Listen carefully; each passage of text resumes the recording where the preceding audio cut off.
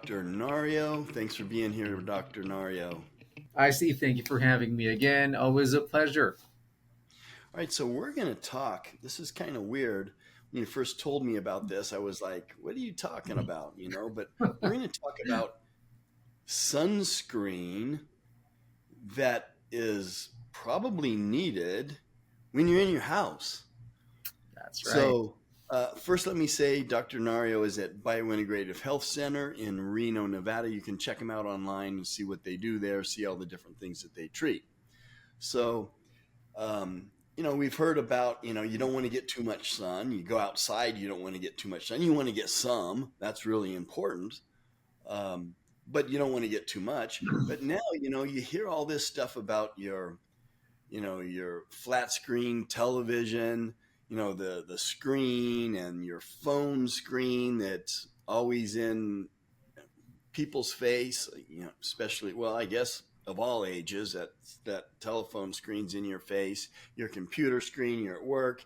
We're really exposed to this stuff.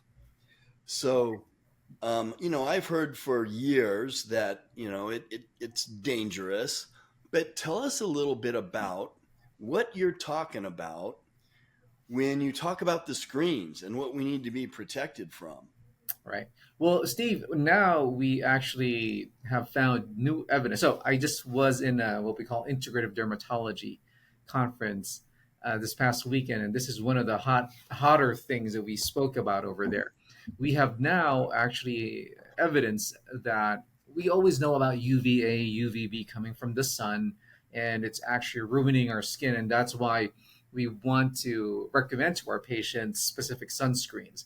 But now those outdoor exposures actually had been, again, they added some more to that, and this is what we call indoor light exposure that's pretty harmful for us, and this is what we define as what we call visible light.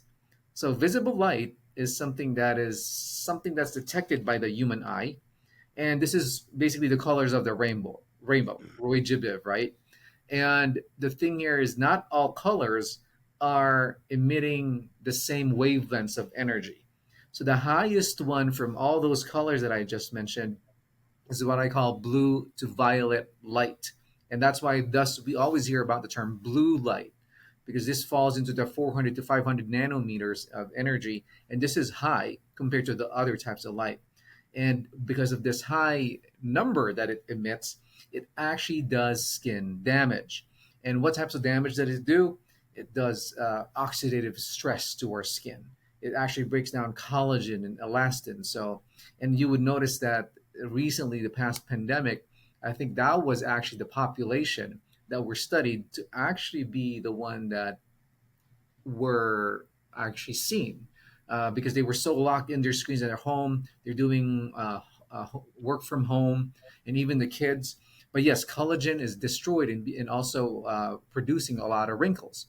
Another one is inflammation. Visible light has been seen that it can flare up eczema, acne, and also DNA damage, which is worse because when you do DNA damage, it's not only UV rays that's doing this, but also your visible light. I'm going to give you later on examples of where they're coming from, but I just want to make you understand how intense this is and how serious this problem is, because this can also now also could possibly can lead to skin cancer. And the one that's very prominent would be hyperpigmentation. It actually has been noted that, meaning the darker, like they call it liver spots.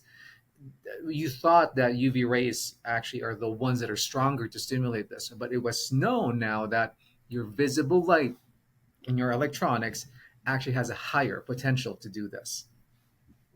So, does it matter how far the screen is away? Like I can see my television set over there, Hmm. but it's, you know, 10 feet away from me. Does that matter? Is it worse if you have your phone right here or your computer? Like you and I are both looking at computers right now. I Right. hope you have your sunscreen on. Um, so, so, does that matter? That is a good question. So the thing here is all about the frequency and the proximity of your exposure. The thing here is you're right. If I watch TV like right now for 5 minutes, probably not. But who does that? Nobody does that. Everybody's glued on Netflix. Everybody's playing their games on their phone, texting, and phones. Especially if you need reading glasses, you're going to putting that thing in front of your face so close, right? So it's really about the timing and also the length of exposure and the frequency and how often we do this. And that's why it's becoming an important medical problem to be addressed because this is our world. TikTok, right? Instagram, social media, internet, everything's on TV nowadays. And yes, it is important, but in reality, nobody's just looking at a TV screen for 5 seconds or a computer screen. So, are you saying it's worse if I got my phone in front of my face? For a long time. Yeah, so if I have my phone in front of my face for a half an hour, Hmm. or I watch a sitcom on TV for a half an hour, this is worse. Yes, that's right. So the longer it Interesting. is, the worse it is. Okay, so you said duration, frequency, all that stuff. Mhm. So, what do we do to protect ourselves from these evil machines in our homes? Right. Well, number one, Steve, let's identify first what machines we need to kind of stay away from. Maybe not just machines, right? So this visible light is not only coming from computers or any electronic device. It actually is also seen in sun, direct sunlight. It's actually the largest source of blue violet light. It's just that it doesn't the portion of visible light by the sun actually is not as prominently spoken about. We always hear about UVA, UVB, right? But the light from the sun also produces this type of blue violet range that we're talking about. So that's number one. That's one of the biggest sources. So that's why you still need to use your sunscreens when you get out there. So we spoke about digital devices, smartphones, tablets, computers, LED screens, all of them emit this type of blue light that we're talking about. And we always know about blue light. We tell our patients, my patients, that hey, don't use your phones before going to bed. It stimulates your brain. It actually causes eye strain. But now another indication for us to tell the patients not to do it is because of skin aggravation or irritation or even aging. Another one would be LED lamps or lights. So our fluorescent lamps on top, our studying lamps, if it's really strong, then you would know it's emitting a lot of these blue light. As you mentioned a while ago, TV screens. Of course, the bigger, the better, the flatter, the more technological ones that we have now to watch our football games and our movies. Of course, the more exposure that we get. And some of these other things that we don't encounter a lot, like in hospitals, in the operating room, they have a lot of bright lights over there so that they can see the operation site. But we're not always exposed to that. But those ones that I mentioned to you, identifying them actually helps you avoid them.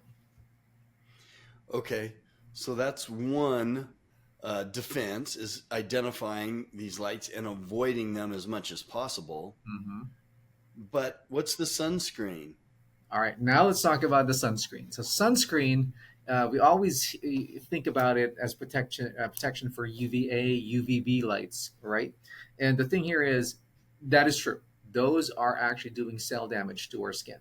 But now visible light actually is almost related to comparable to the UV rays in terms of what damage they can bring to the table.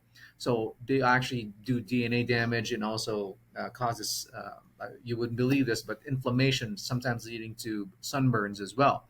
So there are two types of sunscreens that we can use. One is chemically based, and one is mineral based. The chemical ones are the ones that are they're named oxybenzone, avobenzone.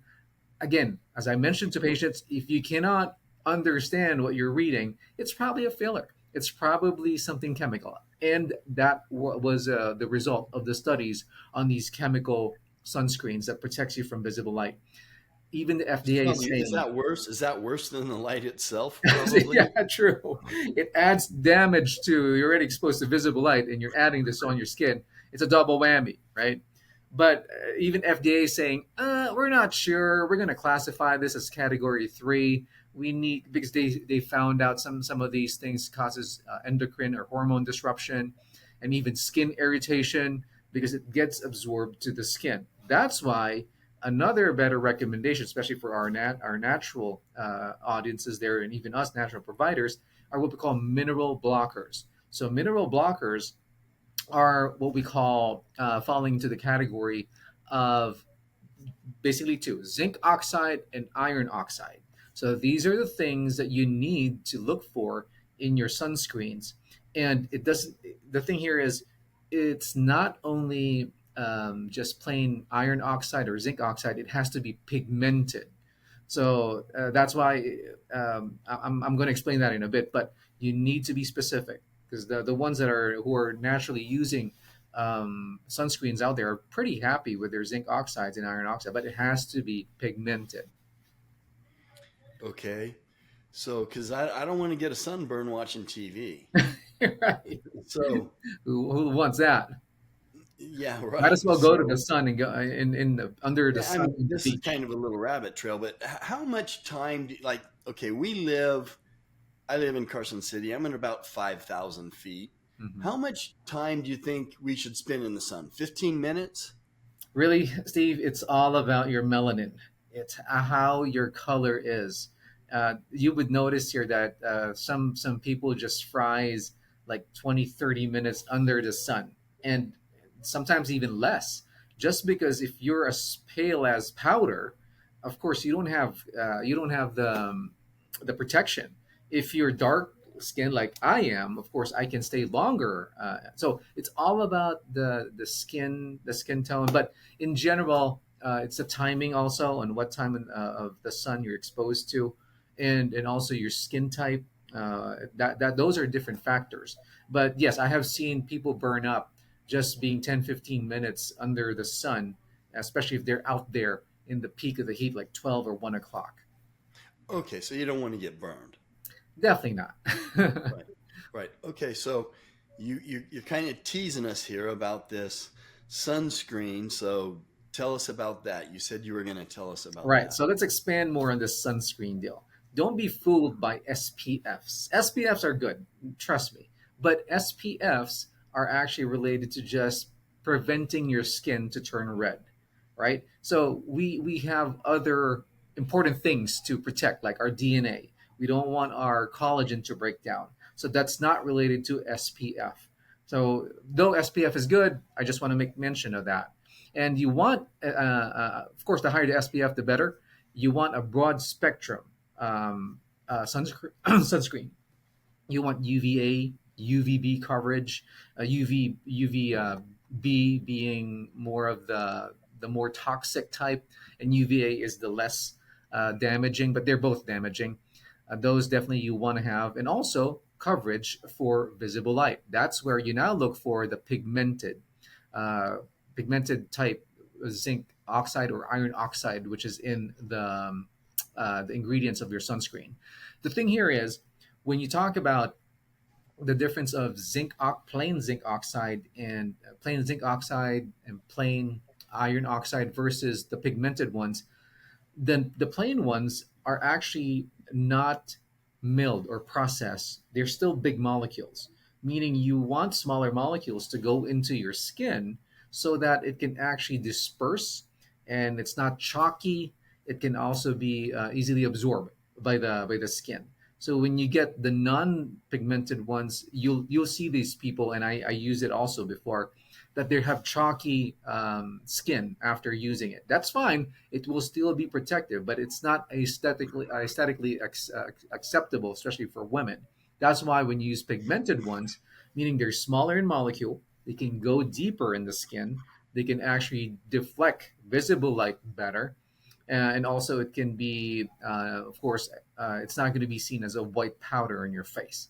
That's why I always look for these two products in your sunscreen inside now your home or your whatever wherever you are, and not only considering that I'm going to only put sunscreen when I get out of the house. Okay, so I'm sure you guys listening to this will probably have questions. Just put them in the comment section. We'll see if we can get the doctor to answer them because I'm sure people may have product questions. Um, because you're describing what should be in it. And what you're describing is safe to you rub this on your skin and your face and in your Mhm. house? So that's a good question. So zinc oxide and also iron oxide, they are safe minerals. So why do I say that? Because they're not getting absorbed in this in the systemic circulation. It only stays on your skin. So minerals, they actually have the function of deflecting. They deflect light, may it be UVA, UVB, and visible light out of the system. So that's why I don't know if you noticed this. If you put sunscreen on your face during the daytime, at nighttime you feel like it's kind of getting into your eyes. It gets stingy because they have stayed there for the longest time, and sweat has now brought it down to your eyes. So it only stays on the skin. It doesn't go topical like the chemical ones that I just mentioned to you. Hmm, pretty interesting. So, is there any other recommendations or any other thoughts on this? How many do you put this on every day? Do you put it on? I mean, when you get home from work? I mean, or do you put it on before you go to work? What are your thoughts on that? Well, now if you think about it, our lives every day is actually revolving around our technology. So when you say how often, when, where, how, question is, how often are you exposed to all of these visible light indoors, computers, TVs? Basically every day, right? And for the ones who are really conscious about wrinkles, skincare, my suggestion would be yes, do it every day as much as you can. Again, it's something that's ideal of a suggestion, but it really depends. And for me, it's a game changer that, hey, I didn't even know about this. Now I'm actually looking at good products to probably buy. And, as men, it's hard to put stuff on our face and we're rushing out. But now, when you see the studies of visible light harming our system, you'll think twice that, wow, I thought I was going to get skin cancer when I'm out there in the sun, but not anymore. It can actually lead to that as well. Wow. Okay. You guys have questions, put them in the comment section. Any last thoughts or anything else that you'd want to add to that, Doctor? Well, in relation to buying a sunscreen, I'm sure everybody's on the hunt now for let me Google this, let me find something. Always look for good products. There are products out there that are mixed with herbs, such as green tea, niacinamide. So look for these types of products that actually contains those zinc and iron oxides pigmented, and make sure that don't just buy anything that I just mentioned about the chemicals. Look at the labels. If you can't understand it, don't buy it. Buy something natural in relation to the requirements that we just spoke about today. So it's out there. Always go for natural. Okay. All right. Very interesting information, Doctor. Thanks for being with us today. Well, Steve, thank you again for having me. As we all know, that our knowledge is your power to better health. And thank you for letting me provide you with edge on longevity and health maintenance, which I call the biological edge or the bio edge.